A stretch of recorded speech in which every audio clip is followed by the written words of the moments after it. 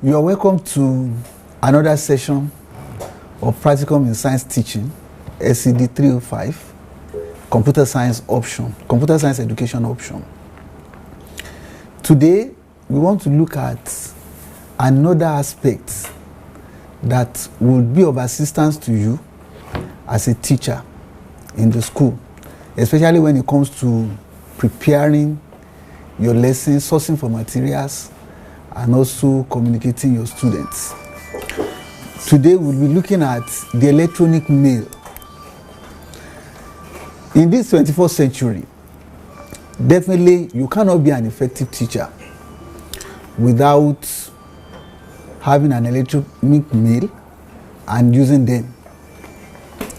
Electronic mail, abbreviated email, is a method of exchanging messages from one person who is the author to another who is the receiver. With mail, you all know you can send letters, notes, you can send different things to people. It is fast. You don't need to interrupt anybody when sending your mail. And of course, you can receive email and attend to it when it is convenient. It's cost effective. The distance you are sending it to will not dictate the amount you have to pay.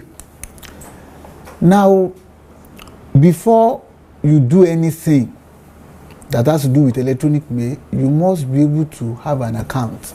I'm sure as a Noun teacher trainee, you already have an account, because if you don't have a personal electronic mail account, I don't see how you'll be able to operate on the program. And of course, too, when it comes to teaching your students, you and your students too, you need to have these accounts. We will start with today how to open an account. Maybe the account you're operating now, you just told your son or your brother to go and open for you. And sometimes you give people the password because you don't know how to open one and operate it. Or sometimes you give people password and they have access to your information. You need to be in control of what you are doing. You should be able to open one. Very briefly, how do you open an account? There are different types of accounts. You can have a Yahoo account, you can have Hotmail, you can have Gmail, and there are several others. But we would look at opening a Gmail account today. How do you actually open a Gmail account? The steps are easy, and of course they are user-friendly too.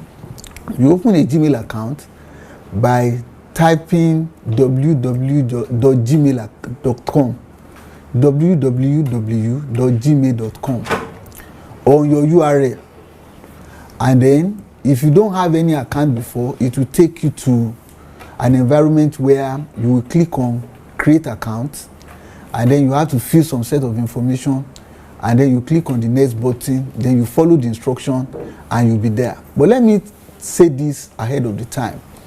To effectively open an account, you should have your handset with phone number that is working, that is active, and you should have some amount inside it, because Gmail will be sending a message to you. So let's quickly look at how to do it to open an account. Now I want to open an account, a Gmail account. Well, supposing you don't have any before, I already have, but I want to open one now. So you go to URL. This place I'm putting, this is the URL here. Uniform Resource Locator. So you type here www.gmail.com, and then you can click enter. It will take you to that environment.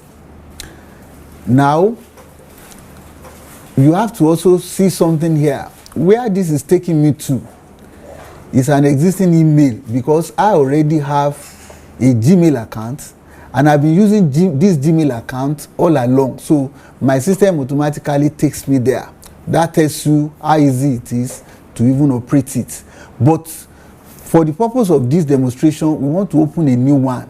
I will need to sign out what I have here. You click on that J and then you click on sign out. And then let's try to see how to open another one.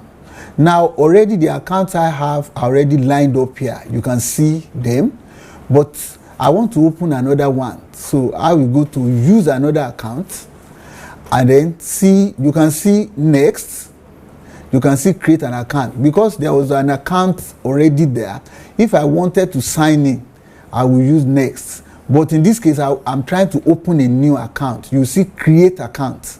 If you did not have a Gmail account previously, you will simply see this create account and you click on it. But I had to go through all this because I had one. So if you click on create account, you have two options: for myself or to manage my business. I've clicked for myself. This is what I'm talking about. Then you have to fill this set of information here. But while you are filling the information, you must keep track of some of the things you are filling there. Now I will just fill something. Now you have I want to fill here my first name. Since I already have this thing, I will fill something else. I have Timothy, and then last name Garba, and then you have a username. I must choose a username so that I'll be able to have a new Gmail account. Supposing I choose Timothy Garba, and then here I must choose a password. I want to choose the password Timothy 2019 because my password must contain letters and numbers. Then I must confirm the password. I must not forget it. Timothy 2019. And then you see next here. You simply click next. As I told you, it's user friendly. Now it's telling me here that Timothy Garba has been used before by somebody. So I will have to alter this. It's giving me options here. I either put 77 along with Timothy Garba or 239. So let's take 77. And then the password and the password and confirmation of password is already there. Then you have next. Now it's asking me to put a phone number. I must use a phone number that is active, that I can receive message from. So I have a SIM inside this particular tab. So I'm going to use the number on the SIM here. So you can see 09029474563. Then it's telling me to click next. So I've clicked next. Now it's telling me here that for security reasons, it's going to send me a code so that I would need that code to be able to open the account eventually. Now, the text message has just come in now. I want to open my text message. You can see it. G, capital G, then dash 486286. 486286. So I have to type this, then click on verify. Just follow the instruction, you will not miss it. Then I type this, click on verify, and then it's asking for recovery email. In the event where you have problem with this mail, you must type one of your mails here so that you can use that to be able to recover the mail that is missing. So I'm going to use one of my existing mails as the recovery mail here.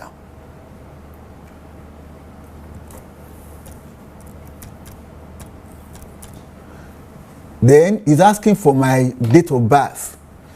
We're having July 1, 2000. So I put that as my date of birth. Then gender. I'm of the male extraction. See next here. Just follow the instruction and then you'll be there. Then it's asking me options, whether I want to receive video calls and all this. I'll just tell you to skip that. I'm not interested in that. I just want to open email. Now, before the transaction is completed, you must sign an agreement that you actually agree with their terms and conditions, with their policy. And that is what we are having here on the screen. So you must click agree. If you don't agree, it will not go, the transaction will not be completed. So I just clicked agree now. I'm waiting for the next action. So I'm still waiting. I haven't clicked agree. The next thing is to have this next message here. Let's see the message. Yes. So here you have, then you need to click next. It's welcoming me that the mail is open, so I need to click next.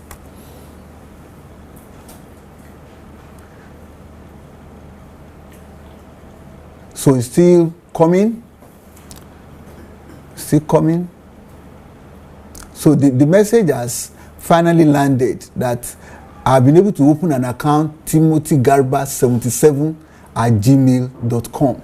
But you need to remember your password, your username, to be able to sign in. I expect you that by the time you are opening yours, you have a sheet of paper, you have written your password, your username, and the recovery email, as well as the phone number you use. That is the end of it. Very easy. Subsequently, you can use it to communicate to your friends, communicate to your students, communicate to your colleagues. See you during the next presentation.